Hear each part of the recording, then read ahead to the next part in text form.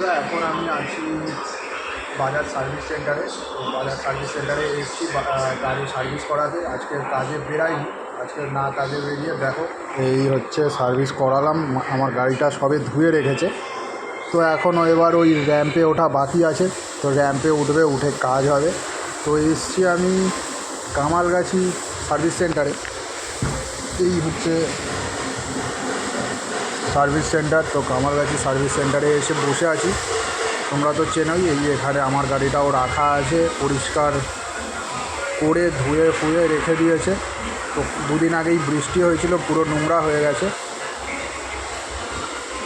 তো এখন এই গাড়িটাকে পুরো পরিষ্কার করে পরিচ্ছন্ন করে এই এবার র্যাম্পে উঠবে, মোবিল চেঞ্জ হবে, সব কিছু হবে। তো 8 মাসে আমার গাড়ি চলেছে মোটামুটি 8,000 না 40,000 কিলোমিটার। আমি ভুল করে 8,000 বলে ফেলছিলাম। তো 40,000-এ 8 মাসে ওই 40,000 কিলোমিটার গাড়ি চলেছে।